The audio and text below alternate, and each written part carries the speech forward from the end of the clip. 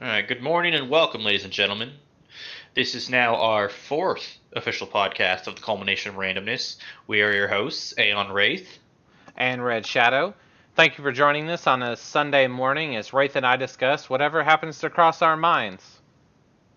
In today's episode of the Culmination Podcast, Shadow and I are going to try to discuss hobbies that we wish we were either a little better at or we had spent more time trying to learn.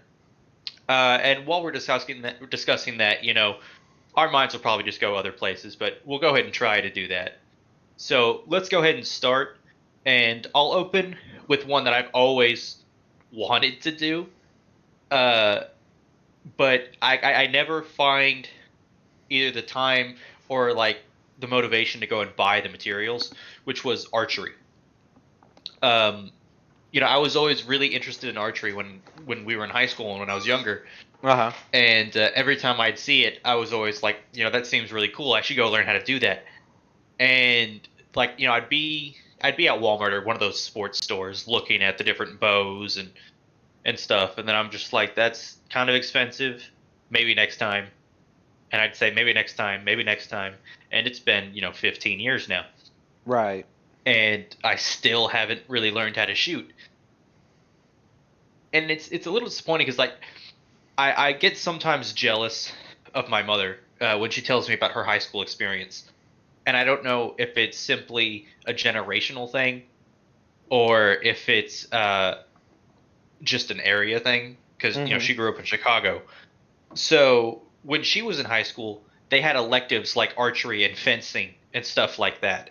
Yeah. And I'm just kind of jealous of that. That I would love to have like, not necessarily like dived full deep into, but at least dipped my toes into the water. That just doesn't seem like a public school type of thing, especially not down here. Mm-mm.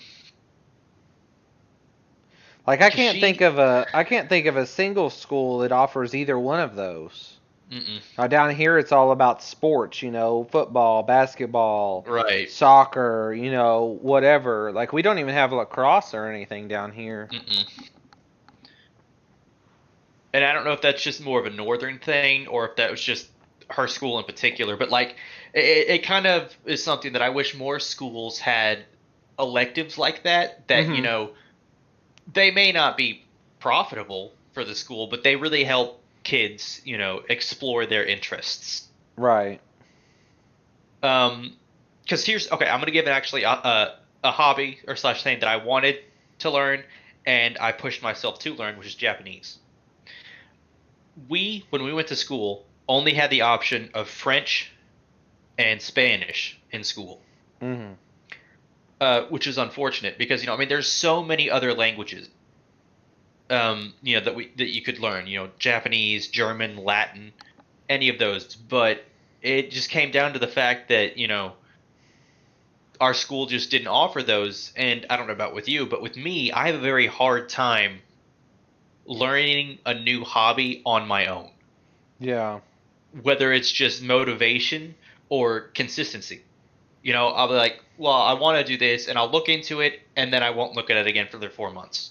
Right. Well, I mean, with me, like, it depends on the hobby. Like, for example, for me, video games is a hobby for me, and I know it's a hobby Hmm. for you. But for the longest time, I was always a console gamer, and Hmm. it wasn't until about 6 years ago or 7 years ago that I really got into PC gaming. And there was multiple reasons why I got into PC gaming, but without divulging into all of those, like one of the things about PC gaming that's different than console gaming is learning hand positioning and Hmm. like control. Like when you transition from console to PC, it's so hard at first. Like you can't like that your hands don't want to do what you want them to do, and you'll be trying to hit certain keys and you're not hitting the keys that you want to hit, and it takes a while. But the more you do it and the more you practice at it, the better you get, and that goes for any hobby. Hmm. But putting time into playing video games is not inherently hard. because it's something that I do a lot, and it's something that I do that translates into a skill. I can type really well, but I wasn't always able to do that. But a lot of that comes down to hand-eye coordination. I know where the keys on my keyboard are now. 6 years ago, I mean, I had to stare at the keyboard if I was typing. And now, you know this, but I don't even have, like, I have blank keycaps. There are no letters on my keys, because I don't need them. I know where every letter is on my keyboard, right? But 6 years ago, I didn't know that. So, like, being a computer, like, gamer, being on my computer a lot, while it's a hobby, is also, like, giving me other skills, hand-eye skills, memory skills, stuff like that. But if you take into consideration, you said archery. Archery is time consuming, and it's not necessarily, it's expensive up front, but like once you have all the materials, it's not progressively more and more expensive, unless you break something, but it takes time away from what you're doing. When you're at home and it doesn't matter, like PC gaming, I can do it any time of the day, night, raining, sunning, it doesn't matter what the weather is outside, I can always do it. Right. And with archery, not only is it expensive, to buy the bow and the arrows and the targets, the arm guard, and a lot of those are one-time purchases, but at the very beginning when you're starting out, that's a lot of money. But if it's raining outside, you can't go outside and shoot archery, unless you have an indoor shooting range or something like that. You got to wait for it to be sunny. But on the flip side, what if it's too hot? You don't want to go out and shoot archery whenever it's 100 degrees outside. Or if it's really, really windy, you're not going to be able to have a whole lot of fun with it because your arrows are not going to be going where you want them to go. So there's a lot of extra factors into it. Well, a lot of people say, and I can relate to this on a couple of different levels. If you do something for 10,000 hours, give or take, you can be a master at it. Will you be the best that you could ever be? Not necessarily, but putting in about 10,000 hours into anything that you do, whether it be PC gaming, a job, reading, anything that you put that time into, you will get better at it. Especially if you have the will and determination to do so. One of the hobbies that I've always, there's two hobbies that I've always really wanted to get into, and I've bought lots of stuff for these hobbies, but I've never given them the time because they're frustrating. The first one is piano. I've always wanted to learn how to play the piano. I love the piano, and I love the way it sounds. I love the complex pieces that people can play. But I can never dedicate enough time to the piano without getting frustrated myself because of the progress. And that's a large part on myself, not on anybody else. I've had time, and I've dedicated time, but it's really hard to dedicate time to something like that without making the time. Because you've got to take away from something else. So, say, for example, you're into a really good anime, or you're into a really good book, or you're into a really good video game. You've got to, take your time away from that to do piano. Say that's or for your example, archery. Well, if you have a hectic schedule, right, and you only have 2 hours to dedicate to free time, or maybe you only have 1 hour to dedicate to free time, you don't want to dedicate that all to learning a new hobby if that's all the time you have for your current hobby.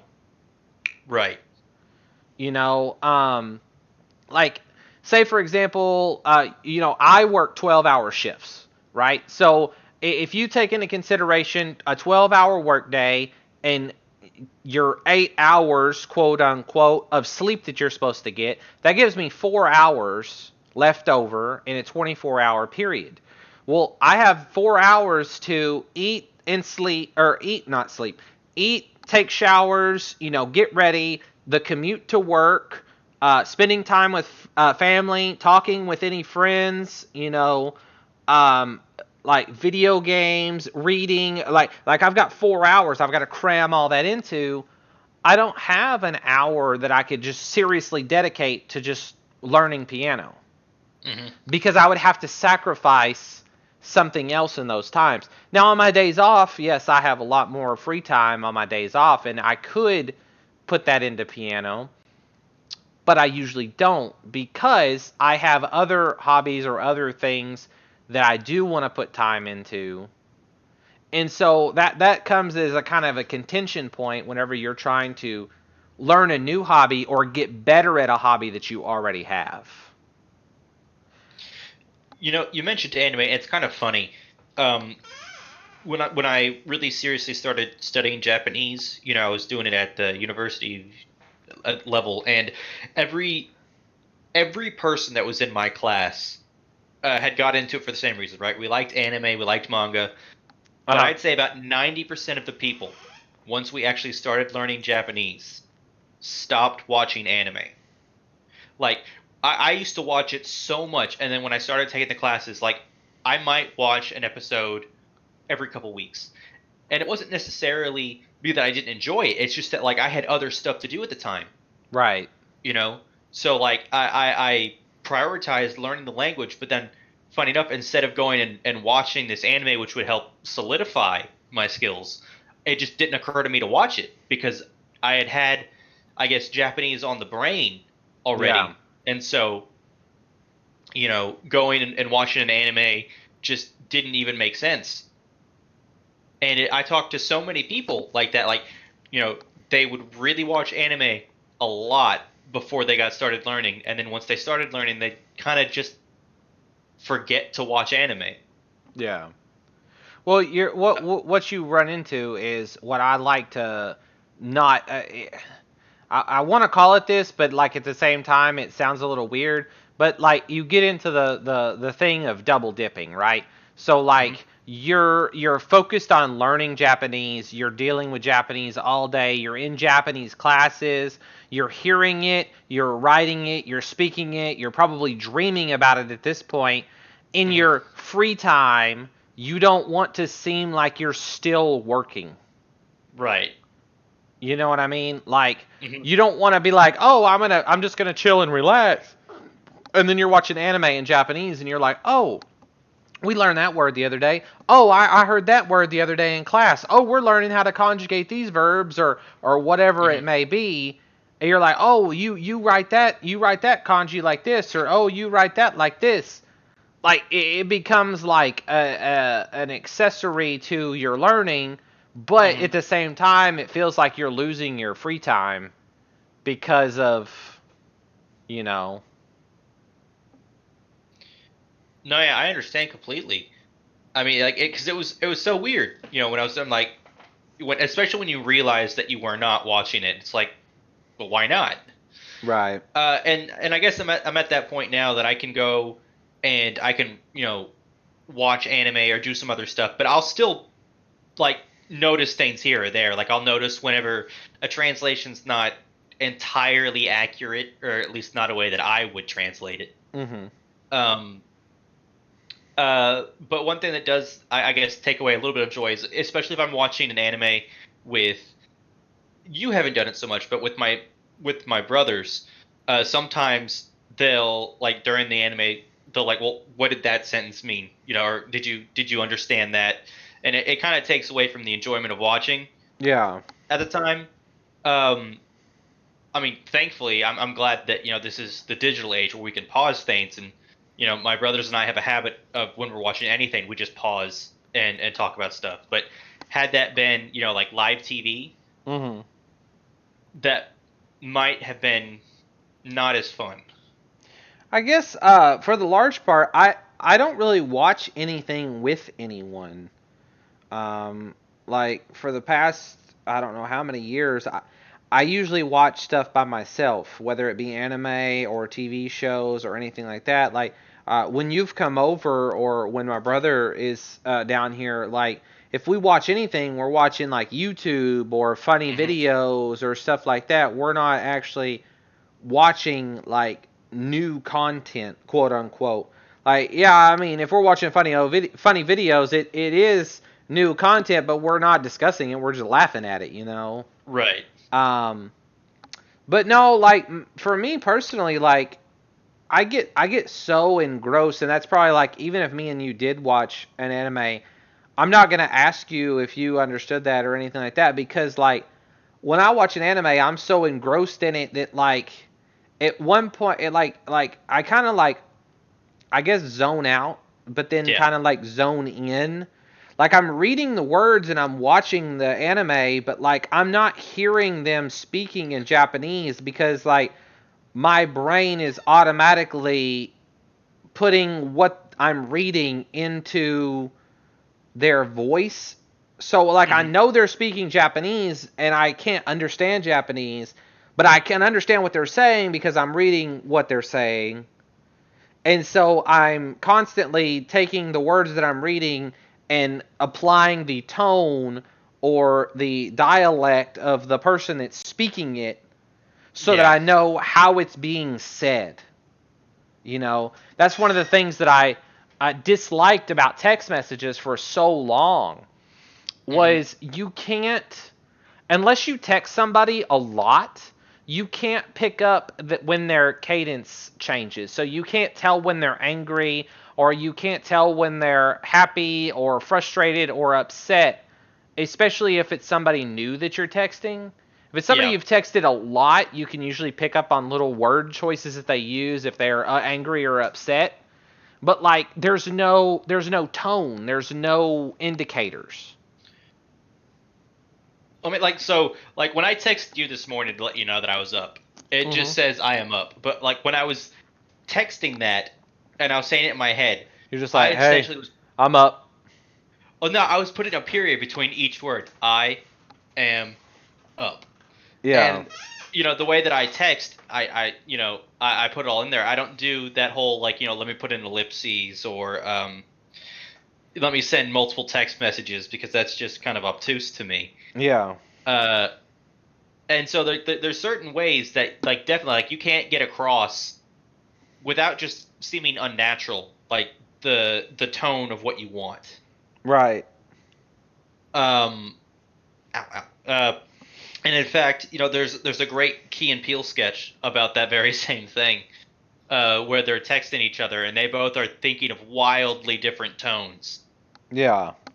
than how it is, and it's a very funny sketch, but it's also very poignant in that, I mean, like, I have this trouble with not just text messages but emails and stuff. It's like, whenever like I'm trying to sound formal, it's like, well, am I sounding formal or am I sounding like overbearing? Mhm.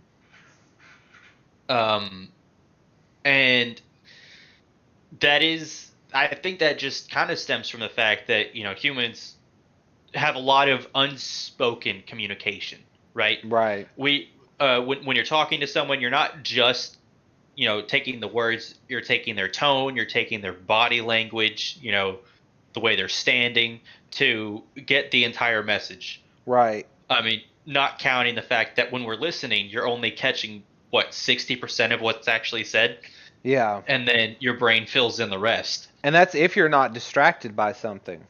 Right. Today we have so many distractions, like I I can't I can't have a really good conversation with somebody if I have any kind of like TV or music in the room Mm, because my is as much as I try to not pay attention to it, my brain will catch certain things and I'll feel myself drifting towards it.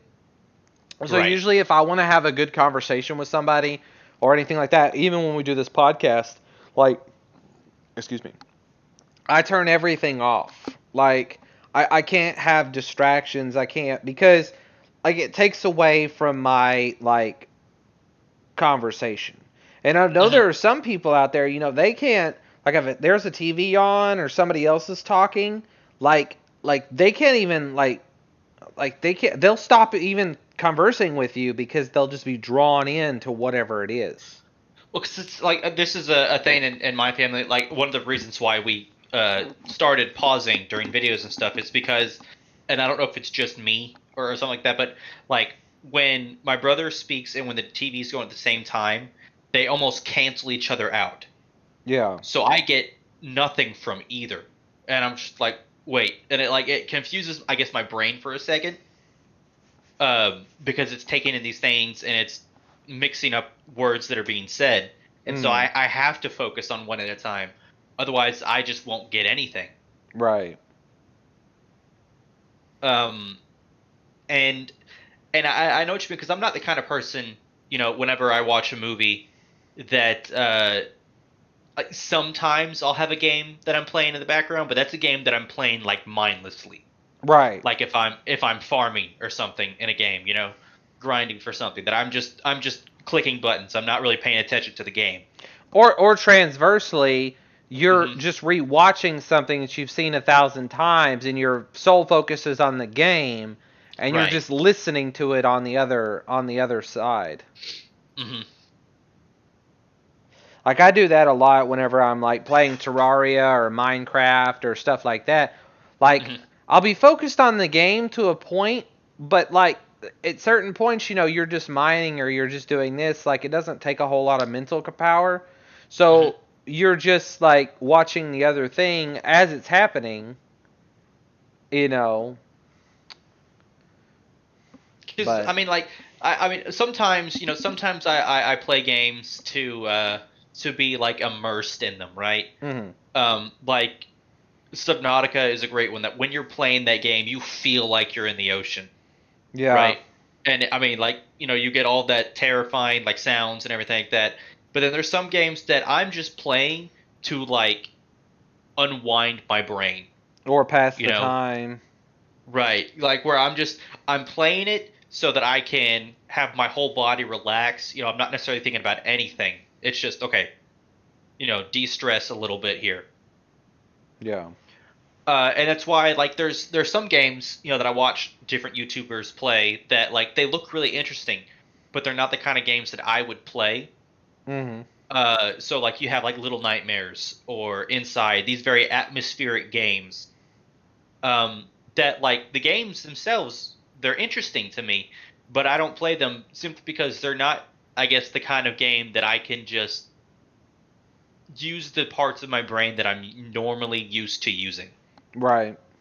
Uh, I don't know what exactly it is that I like to watch that, but I don't like to play it. Mhm.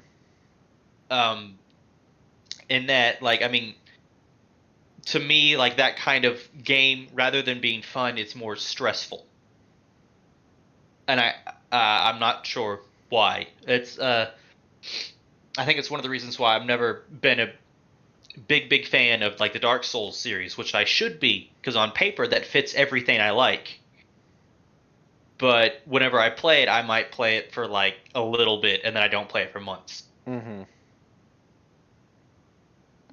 Yeah, I know what you mean. Like I got on the speaking of stressful slash, like one of the games that I played a lot of, and like part of me like I wasted a lot of time on this game, like a lot of time. We're talking thousands of hours Hmm. over the course of years, and that's Fortnite.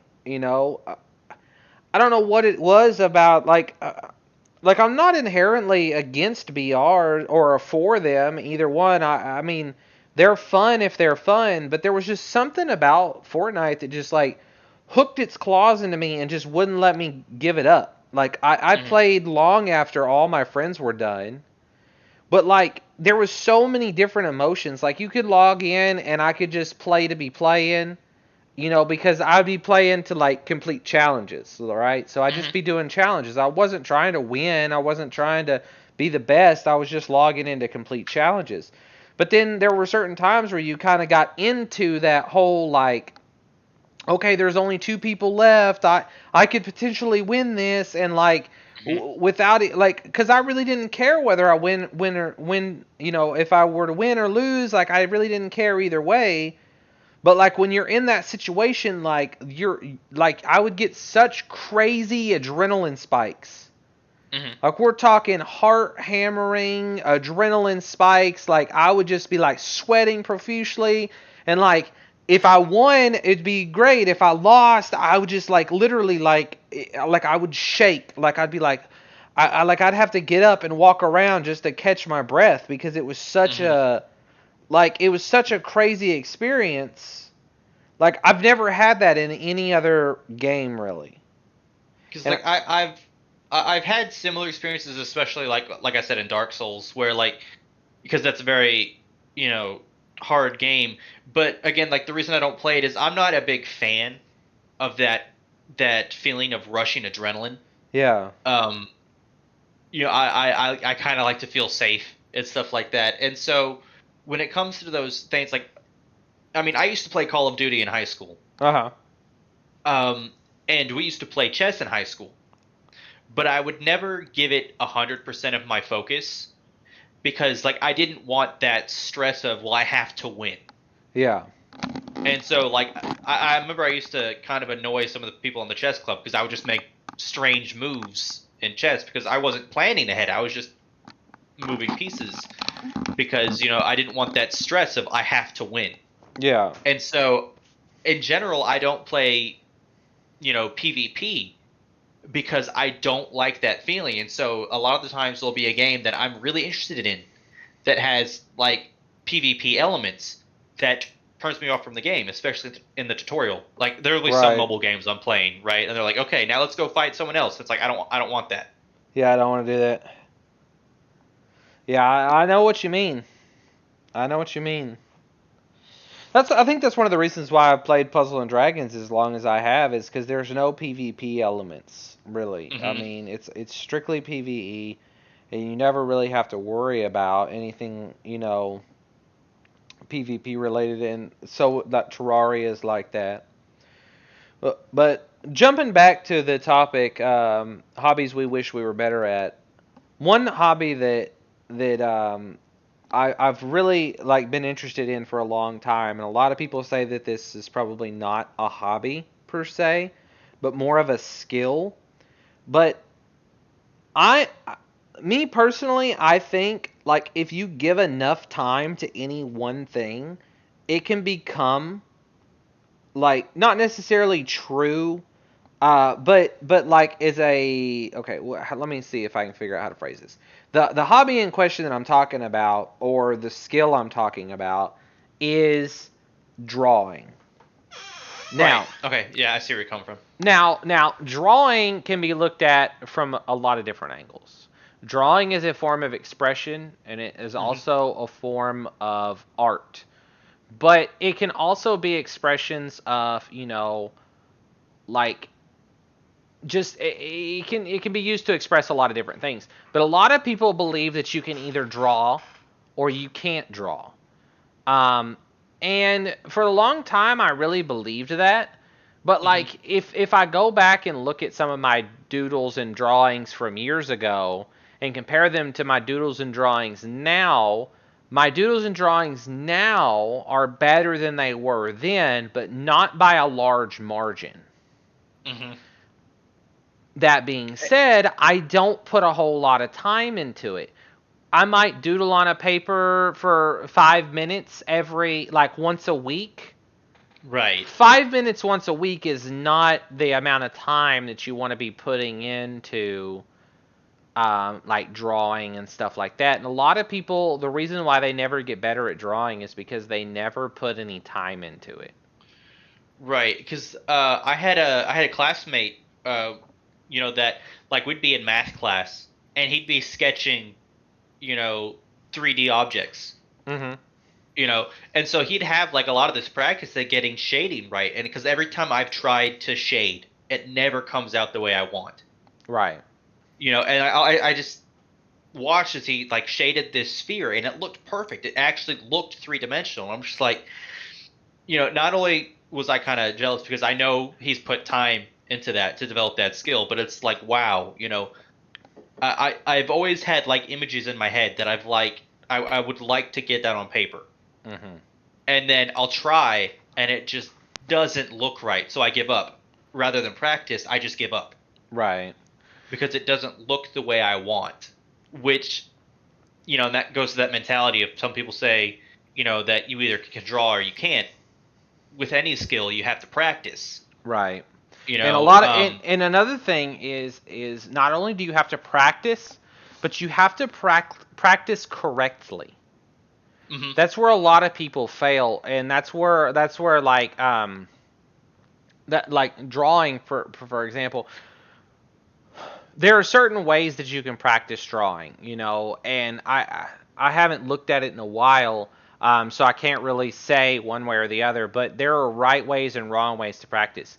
One of the hobbies that I was fairly good at that I don't do anymore because of my wrist my wrist can't do it anymore is bowling. When I was in high school, I bowled quite a bit, and even after I got out of high school, I bowled a lot, and I got really good at bowling. In fact, I've almost had perfect games, but due to my wrist, I just can't bowl anymore. But one of the things about bowling is from very early on, I was decent at it, but I wasn't bowling the correct way. Like people just, there's a little more to bowling than just throwing the ball down there. Like you can put spins on the ball, and there's like forms that you can use when you're approaching and releasing and stuff like that. Once I got a good form down, like the strikes just fell naturally. Like I just didn't even have to think about throwing strikes anymore. Like, yeah, there was some variation, and like sometimes I might not hit my mark, but like for the most part, if I would start in the same position, follow through the same way, and release the same way, I was looking at a 75 to 80% chance that I was getting a strike based on how I released the ball. Mm-hmm. But I changed from the way I was doing it to practicing the correct way, a proper way. It's funny because like you'll see that with a lot of calisthenics YouTubers and streamers and stuff. Where like not only do you need to like for example push-up, not only do you have to do a lot of push-ups to get stronger, but you have to do them the right way. Right. And that's always been hard for me whenever I'm learning a new skill. Mm-hmm. Is doing it the right way. Right. Which is why I generally do better in like a classroom setting or like having someone coach me. Because I'm focusing on doing the activity, but I'm not really focusing on making sure I'm doing it the right way. And so I need someone else to focus on that because I'm too lazy. But it really does make a difference on, if you do it the right way. Because, I used push-ups as an example. But like, if you do it the right way, you're not fighting against yourself. Right. Like you're pushing up instead of like pushing in different directions, if that makes sense. Right. And like when it comes to sports in general, like those are very physical heavy activities, but you have to do them the right way. Like one thing I'll mention is when it comes to baseball, the different ways to pitch a baseball are all down to form. Right. Because you have your basic fastball, then you have your curveball, and then you have a knuckleball and stuff like that. And that's all down to just how you start and the way that you release the ball. Because there used to be, I can't remember his name right now, there was a baseball player who was very much known for throwing knuckleballs. And people were like, well, how do you do it? And he's like, well, you do it like this. And he shows the form, and he goes, you just got to practice. Because you have to do specific movements at specific times. Or like as you were saying, put a spin on release in bowling. Well, it's just like that video that I watched. I can't remember if I showed it to you as well. I know I showed it to Demon about that quarterback. Like they took measurements and they like hooked him up to these like sensors and everything to like measure like his movement, like his body movement, his positioning, like his speed, and out of 10 throws, he threw exactly the same all 10 times. Mm-hmm. He moved his arm at the exact same velocity. The ball left his finger, his fingertips at the exact same trajectory, exact same spin, exact same speed, all 10 times. And they were like, how did you do that? He goes, well, just muscle memory, repetition, repetition, repetition. That's how I've thrown it, and that's how I always throw it. But to be that precise, it takes tons of time. It kind of goes back to the whole Fortnite thing. Like, I spent a ton of time playing Fortnite. And when I first started playing Fortnite, like, I was not very good at, like, I could move around and I could kind of shoot my gun, but I could not swap between different weapons and building and doing all this stuff that I needed to do without serious, like I would go crazy, like, I need to hit this button, I need to click this, and then I would die. But like, I never got super good, but then again, while I played for a lot of time, I was more of a casual player. I'd play for 3 or 4 hours every few days, but I was usually playing with friends, and we were being lazy and stuff like that. I never got really, really, really good, but I would say that I stayed decent. I mean, even in up to whenever I was, even till up when I stopped playing, I would still get wins occasionally, not all the time. But, like, all it is muscle memory, A lot of these people just went into a specific mode and just practiced their edits, practice building, practice this, practice that, until they were just the best that they could possibly be.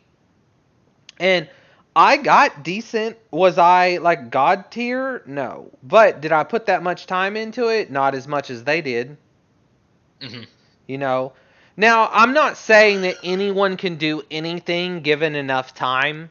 Like, obviously, there's limitations based on different things, different factors, your physical abilities, your mental abilities, and not to put anybody down, but, like, not all people are created equal. Some people are created better genetics-wise than others. There are some people that just think a little bit faster. There are people that just adapt a little bit faster. There are people that are just a little bit quicker. And it doesn't matter how much you train, you'll never be quite as good as them, but that doesn't mean that you can't develop a technique as good as them. Right. Well, it's like, it doesn't matter if I trained for the next 40 years, consistently, and let's say for the sake of argument that I didn't have the problem that you get when you age, where cells don't divide at the same rate. And I trained to try and be like Usain Bolt. I would never be like Usain Bolt. Right? Because, I mean, like, he has an immense training method, but also, like, his body is genetically gifted. Right. I mean, like, there's so many people that I've seen Usain Bolt race against. Like, these are people who train as hard, if not harder, than Usain Bolt, right? In the Olympics. And he's able to just kind of play around with them. Yeah. Or Michael Phelps, right? I mean, he was consistently able to get the gold. And yes, he had an intense training regimen, but at the same time, I mean,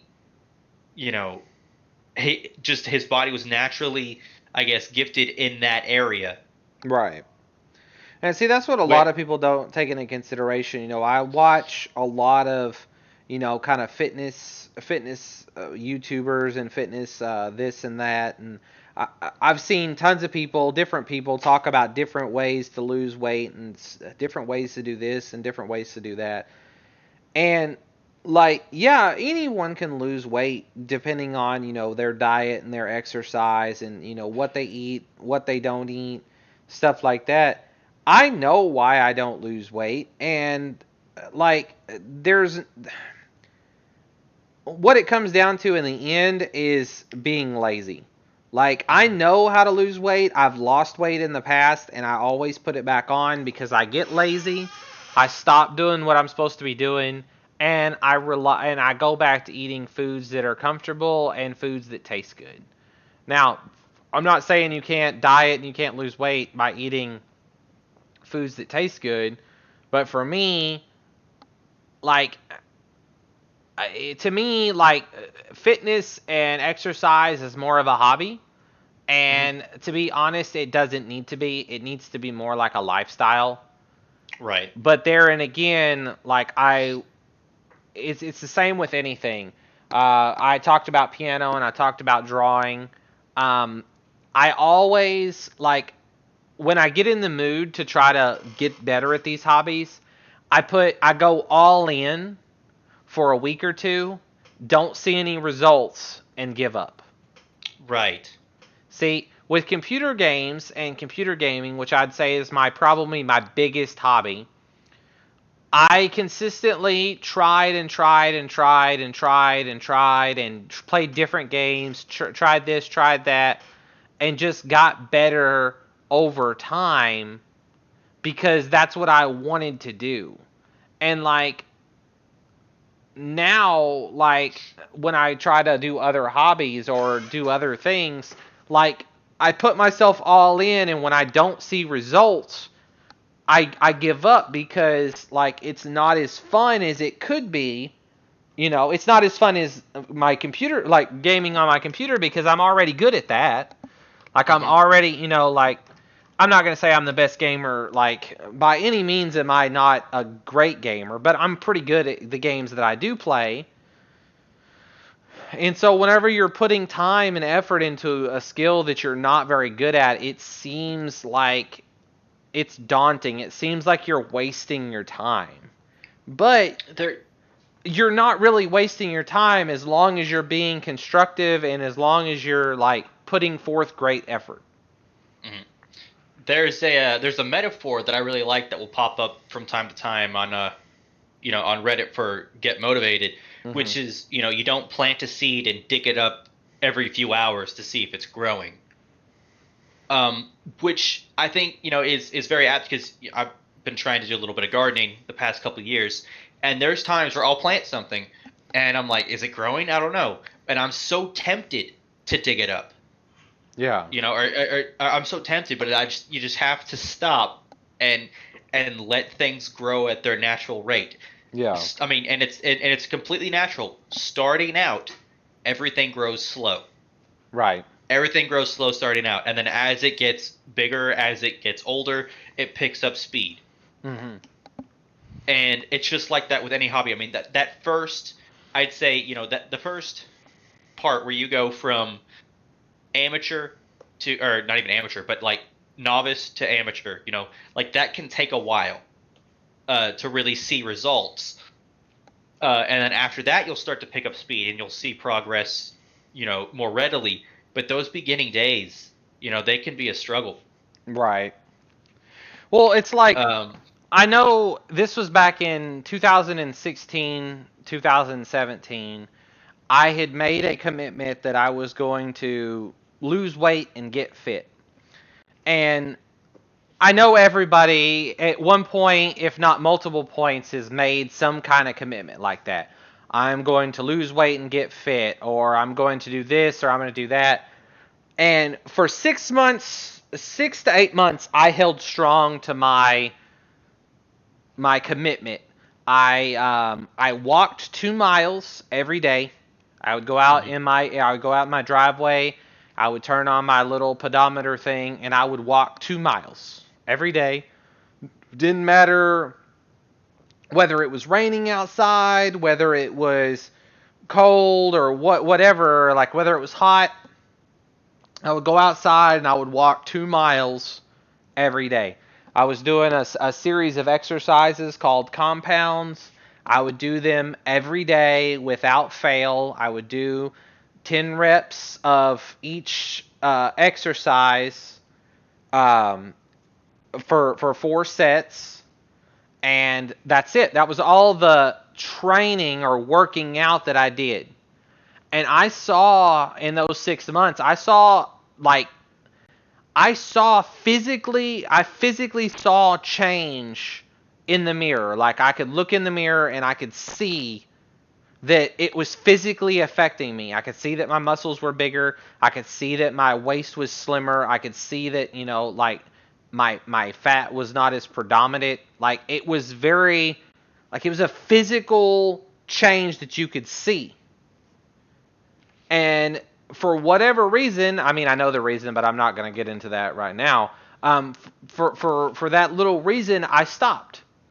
And like it was consistent. Like I had set a precedent, and I had held to it up until the incident, and then I just stopped, and I've never gone back. Like I know exactly what I need to do,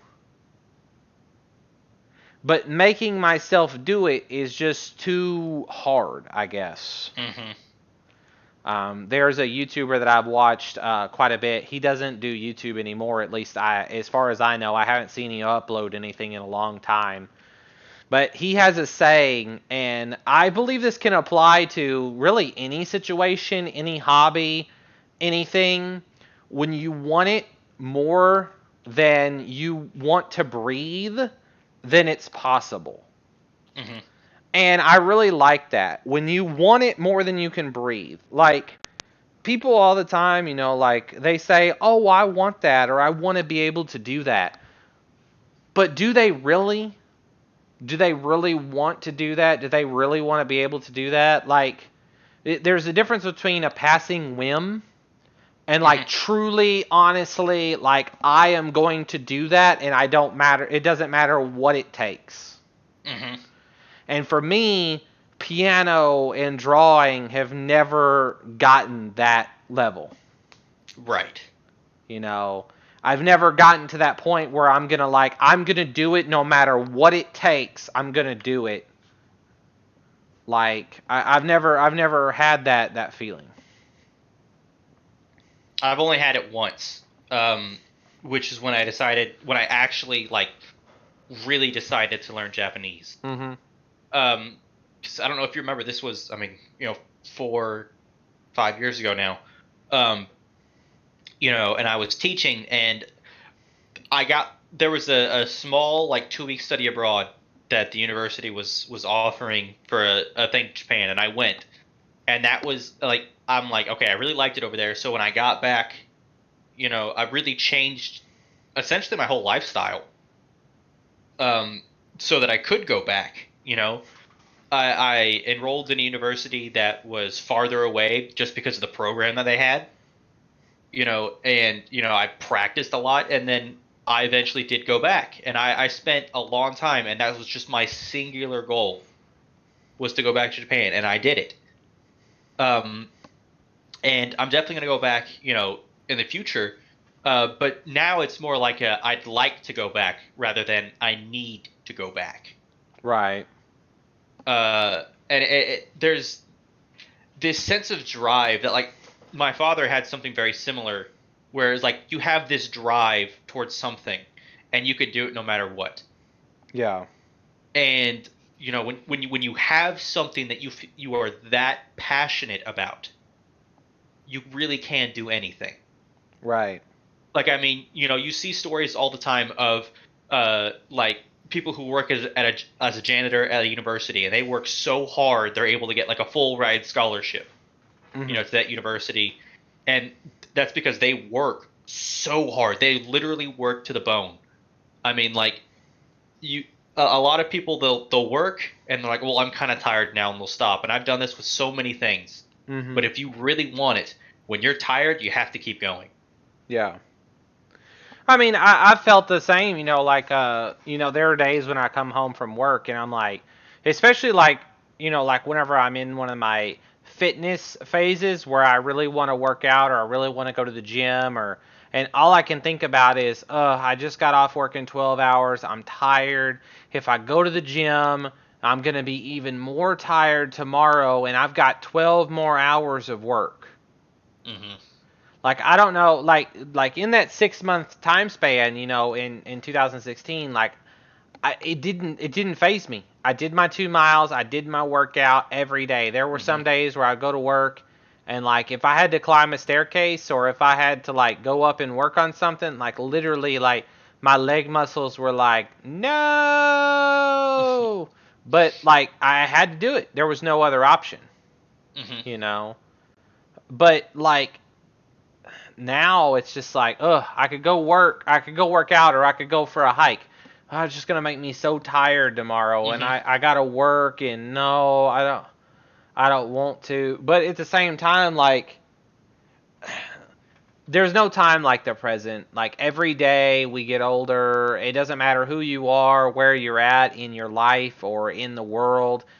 Every day you're getting older, and every day is gonna be it's one step closer to never doing those things. Mm-hmm. Like, you can put it off, and I've put it off, and I know that you've put it off.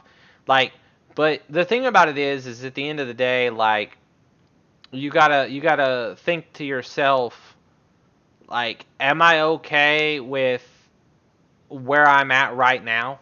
Like, like, am I or am I not? Because if you're not, and a majority of people are not, then what can you change? Like, what's one thing that you can change today that might have an impact on tomorrow? Mm-hmm. Is it, should I play the piano for 15 minutes?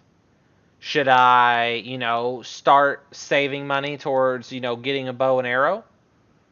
It, you know, strive to be better tomorrow than you are today. Right. Even if it's just a little bit, you Even know. if it's just a little bit, like, we talk about hobbies, that we wish we had time for or wish we were better at. But the thing is like, the fine line is we could be better at those if we gave it the time. Mm-hmm. And if you are truly interested in something or truly have fun with something, you're going to make time for that hobby. You're just going to have to choose which hobby you want to give the time to.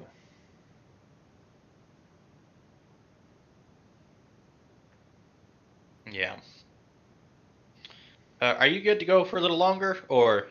I'm good to go for a little bit longer. I'm at 52 minutes. I was thinking about doing an hour. All right.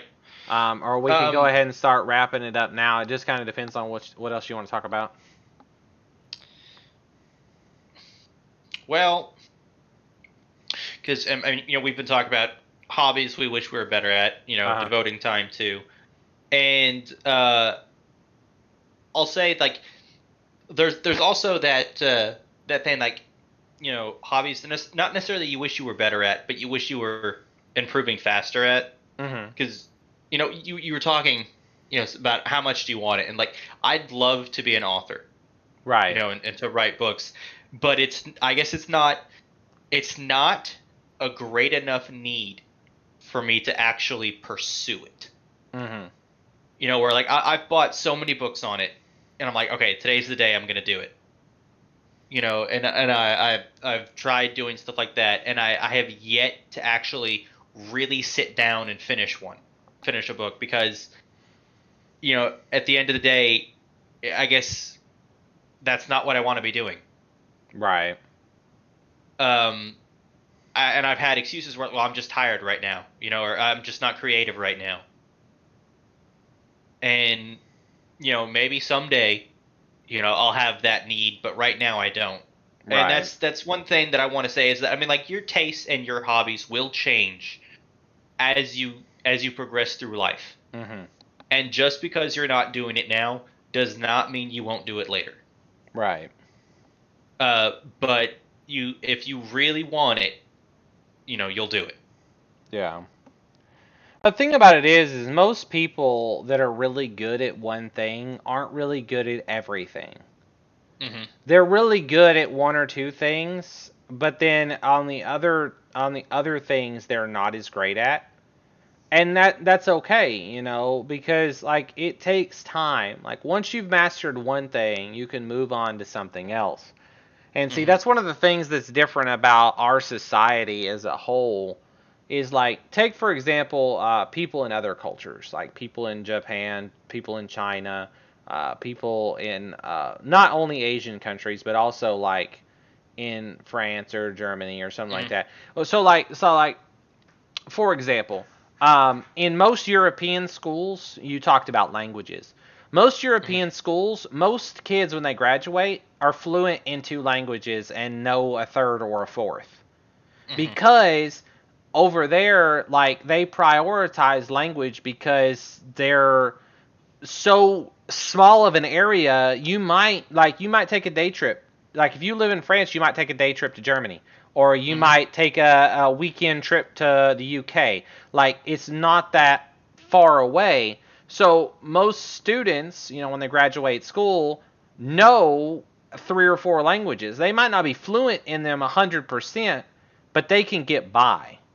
Mm-hmm. you know in other cultures, like in China or Japan, like, you're raised to be like the best that you can possibly be, like be the best at one thing. They don't Mm-hmm. usually they're not the best at everything, but you see a lot of like on YouTube, you see a lot of like Japanese kids or Chinese kids that are really good at like piano, or really Mm-hmm. good at guitar, or but that's all they do. Like, they don't spend all their extra time playing video games and Mm-hmm. hanging out with their friends. They're dedicating their time to schoolwork and this one hobby, or this one thing that they like. Mm-hmm. And over here in America, like, there's a lot of things that we could do differently to not only necessarily better each other as individuals, but better, like, the country. Is like, Yeah. the school system is not designed to prepare you for the future. They really teach for the tests. We have a Yeah. lot of standardized testing and stuff like that, and they teach so that you can pass those standardized tests. But they don't really teach you any hobbies. They don't really teach you anything like that. Where we live, in the southern part of the United States, like, I never did, because I was antisocial and kind of an introvert, so I never really went out with friends and stuff like that. But, like, most of the kids, like, when they're in high school and stuff like that, they're not thinking about their future. They're not thinking about, like, what they're gonna do after they graduate high school. They're not Mm-hmm. thinking about, oh, I should learn a hobby or get good at something. They're thinking it's time to go fishing, hunting, blow stuff up, drink beer, like, play, have Because fun. I'll say I wish our schools had more, or at least where we're at, more extracurricular activities. That You weren't know, sports. right? Because we had some clubs, Uh huh. but not really. Like we Shadow and I were part of the French club because we took French in high school. But what But what kind of club was it? Like, like we we maybe had met. once I don't once know. every couple of months. Yeah. The school is not even what how long is school? 9 months out of the year, 10 months out of the year, Mhm. and we met maybe 5 times in a year. Mhm.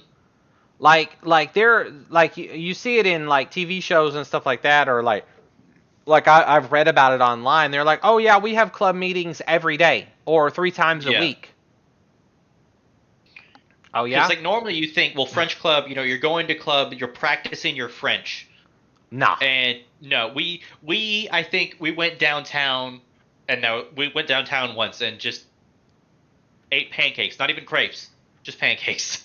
Yeah, like my thing was is like, we had a like a beta club, and I think we had like a Hmm. glee club and stuff like that, but they were more like, oh, I'm part of this club, not, oh, I'm part of this Right. club. It was more like Right. just oh, what clubs are you in? Oh, I'm in this club. Well, when do you meet? Oh, we meet once every 2 months. Right. It wasn't really like to learn something or to practice something. Or to Um. network or communicate. It was more like, oh, Right. let's hang out with our friends for like 5 minutes and talk about something that's not club related. Right. You know, like, I don't even think we had wrestling when we were in school. I know that we have some friends that were into wrestling at their high school, but I don't think Hmm. we even had that. Like, I don't know. we really didn't have anything besides sports. And if you weren't part of the popular group, like, you didn't get picked for anything anyway. Yeah. Well, because like the weird thing is like we had football, right? But like half of the school was in football. Right. And I knew so many people who were on the football team That that didn't even never play? played it.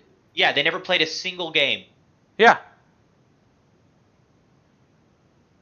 And Or they might get to play one game out of the entire school year yeah, because they were like the backed up.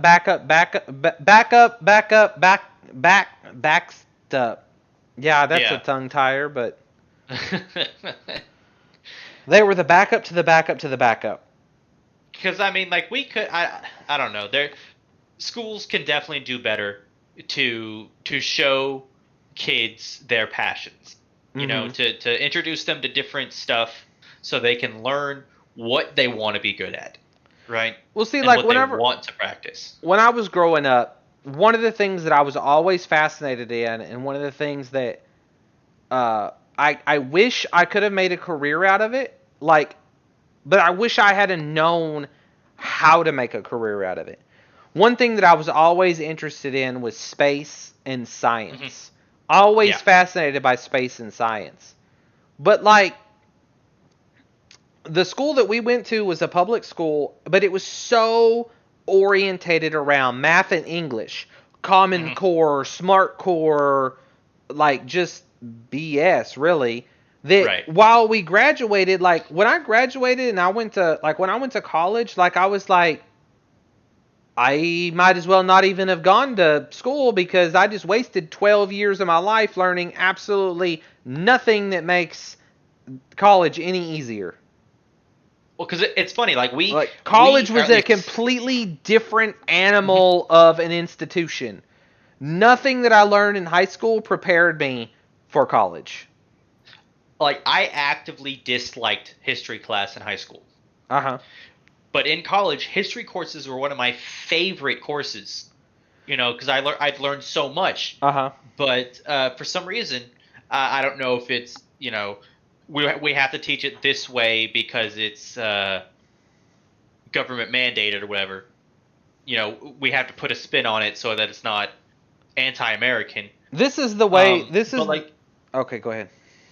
there was a lot of different stuff that I'd learned in history classes that I'm like I don't know, this just feels fake. And then when I got to university and they start showing you all of what actually happens, it's way more interesting Right. because you can actually it makes sense to see how things turned out the way they did. Right. And that's I mean for history at least, you know, you can't just look at the good things. You have to look at the bad things because that's what makes every country the way they are, right? Right. Every country has had terrible leaders. You know, they're not all George Washingtons, right? Mhm. And in fact, at least I don't know about you. Like, I haven't done too much American history. I don't know terribly many of our bad presidents. I mean, I can't even name more than like maybe 5. And you know, and really those kind of times can be interesting when you're looking at how the country was running during that time. Like, okay, I may not have been a fan of Donald Trump, but I can tell you for a fact, in 50 years, this will be a very interesting chapter in U.S. history. Mhm. Like it may not be the greatest chapter, but it's going to be a very interesting chapter that will um, kind of decide where our country is going forward from here. Yeah. Back on the topic of the difference between high school and college, you said that Mhm. history, you really didn't like history in high school, but then you found it fascinating in college. One of the things that I found is I flipped. So all throughout high school, my entire high school career, from junior high, middle school, junior high through high school, I was Mhm. always advanced in math and lagged in English. Not Mhm. like a serious lag, but like I was a year ahead in all of my math classes. Like I took the accelerated math program and I was like 1 year ahead on my math all the way through my senior year. Like I was always 1 year ahead. I always had decent grades in math. I didn't have to try in math. I just got it. Mhm. English, I kind of struggled in, and like I would do my essays and like I would get mediocre grades on them and stuff like that. But when I went to college, even though there was a gap between me going to high school and me going to college, I excelled in English related classes, and I couldn't even pass math classes. The math To be classes fair. were, I understand that I had a really hard teacher, but even Yeah. that second year, when I had a different teacher, I still couldn't pass it. Mm. It was like she got up there and was just speaking Greek. And I'm like looking at her like, I can't understand a word that you're saying to me. Mm-hmm. But one of the things, like, I don't know if it was because of the English professor that I had, or maybe, I don't know. But I really liked the English professor I had. What's funny is I took English Comp 1 and 2 in high school. And I also took college algebra and college trig in high school. And I got college credits for algebra and trig, but I didn't get college credits for Comp 1 and 2 because I didn't have a high enough grade point average, or high enough grade in that class to get college credit. So I had to retake Comp 1 and 2, and that's why they put me in calculus or whatever college class math class I took, was because I already had college credits for algebra and trig. So that's why they put me in that next step up math. And but I took one of my essays to my professor, one of my high school essays. I took to the professor, and I took the essay and the prompt because I still had the prompt. And I was like, "Will you read this prompt and then read this essay and tell me what kind of grade that you'd give me on it?" And he was like, "Yeah, sure. I don't mind doing that." And he told me that he would have given me a strong B, if not like a low A. My high school teacher gave me a 68. Yeah. Well, also she didn't like us. Well, that's true. But like my thing is like I passed this class with like straight A's, and like I did my essays the way I'd always done them. Like, because I was always really good at writing essays because there's a formula. You just follow the formula, Right. and you can just And write an essay. And that's all I did. Yeah. I'll say that's one thing, especially that they use in universities that they don't use in high school, is they really look at the structure of your essay. You know, they're not necessarily looking at, I mean, they might be looking at word choice, right? Or they might be looking for spelling mistakes. Mm-hmm. But they are much more concerned with, does this essay flow, and does the hypothesis, you know, follow from the evidence? Right. You know, because like you can tell when someone's writing an essay and they are just rambling. Yeah. Right, and it doesn't matter how good their grammar is. It doesn't matter how high level their word choice is. Mm-hmm. If that's not connected, that is a failure of a paper. Well, it's kind of like that same teacher. Was it the same teacher or was it a different teacher? I can't remember. Did I read the Scarlet Letter in 12th grade or was that 11th grade? I want to say that was 11th grade. So we read the Scarlet Letter, right? Okay, quote unquote. We read, quote unquote, the Scarlet Letter. I actually did not read that book. I didn't read it. I watched a movie. I watched the Easy A with Emma Watson or whatever. Oh, yeah. Or Emma Stone. Emma Stone. Yeah. And so I watched the movie, but like it didn't have anything to do with the book. Well, you know, like high school teachers have a database that they can check papers in. It tells you how much plagiarization is in this paper. Okay. I wrote a paper on the Scarlet Letter in class on a laptop in a computer lab with no internet. I did not read this book. I 127,000% BS'd that entire paper. And I knew that I was going to get a failing grade. I knew it. Like there was no doubt in my mind I was going to fail that paper. What I was unprepared for was the fact that this paper that I made up completely off the top of my head, apparently through the database, came back as 68% plagiarized. Plagiarized from what? I guess a lot of people didn't read the Scarlet Letter. They all BS'd those essays. But see, the thing about it is the plagiarization database doesn't check other students. It doesn't check you against other students. It checks you against published papers and like the book itself. And I'm just like I wanted to tell her that I wanted to be like, walk up there and be like, you put that I plagiarized like 68% of this paper. And I just want to tell you that I completely made this entire paper up from my memory, or like from my mind, without even reading the book. And actually, I think that this is a better score than I could have gotten otherwise. Like, you know, like I was so like. What's funny is she gave me like a 65, which was technically passing. She gave me a passing grade of a 65, even though it was plagiarized. And I just wanted to be like, I thought you were going to give me an F because I didn't read the book, but you gave me a passing grade because I plagiarized. But I'm like, I didn't plagiarize. I didn't have the book in my backpack. Didn't read anybody else's essay. Just made it up. Just completely BS the whole thing. I didn't even know people's names. Yeah.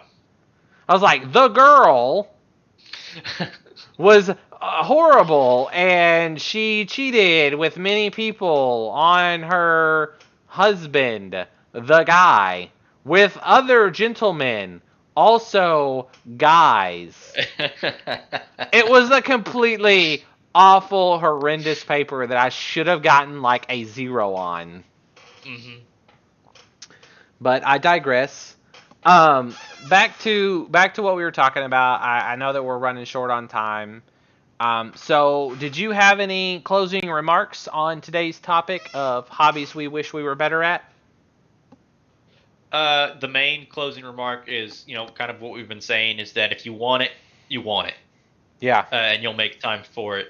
One thing I am going to say before we really start, closing out is that next week this podcast will be slightly different. Yeah. Simply because Shadow is switching from night shift to day shift. And so we're going to try switching to Mondays for when we do this instead of Sundays. It'll only be Monday. It'll still be Sundays. Okay, so this is the confusing part. So it'll still be Sundays every other weekend, and then on the opposite weekends it'll either be Monday or Tuesday. Okay, so in a super fast explanation, the way my schedule works is I work a 2-week or a bi-weekly rotational shift. So I work every other Friday, Saturday, Sunday. So every other Friday, Saturday, Sunday, I'm off, unless I have overtime. When I'm on night shift, the podcast works out at 8 a.m. every Sunday because I get off work at 7 a.m. in the morning, drive home, do the podcast around 8:15, and then go to sleep, and then go back to work on that Sunday night. When I'm on day shift and I work a Friday, Saturday, Sunday weekend, I am at work from 7 a.m. to 7 p.m., and so therefore that time slot is taken up because I'm at work. So what we're planning on doing, then every other Sunday, those Sundays that I'm off, we can still do it at 8 a.m., but on the Sundays that I work, we're going to try and shift one day and do it at 8 a.m. Monday morning. On the weekends that I work, it'll be like, so like, for example, this weekend I'm off. So next Sunday I will work. So the podcast will be on that Monday. Barring overtime, obviously, because if I get hit for overtime, then I will be at work at 8 a.m. and unable to do the podcast. It's a very confusing schedule. So if that's confusing to you, just hit the notification bell. You'll know when we go live. Yeah, just hit the notification bell, because I might have lost Wraith with that. I think you did. I mean, it's super simple to me, but trying to explain it to somebody that's not used to it, it's like, they're just like, what? So. Yeah, but so the podcast will still be happening. The time is variable. So But if you can't catch us live, we always have our VODs, or I upload these to YouTube. I am uploading them to YouTube. I'm just a little behind schedule. Yeah. So I will try to get all of the videos up over the next couple of days, if not today. I'll try to get up the rest of the podcast. All right, so my YouTube is the same as my Twitch. It's AeonWraith, Mine and is my co-host here, Mr. Red Shadow 212. Mr. Red Shadow 212. Well, Red Shadow 212 was already taken by myself. Unfortunately, I no longer have access to that email address, so I can't get it. Mm-hmm. So yeah, I mean, like, if you can't catch us live, there's other ways to watch. Mm-hmm. So, but thanks for joining us. We'll hopefully be going live next Monday. Yes, next Monday, 8:15 a.m. If something changes, look for us on Tuesday. Okay. All right. So thanks for joining us. We hope you stop by next time. And I had a lot of fun. Yeah. All right. So I'm gonna go to the stream ending. All right, everyone. Thank you for joining us today on today's episode of the podcast, and we'll catch you next time.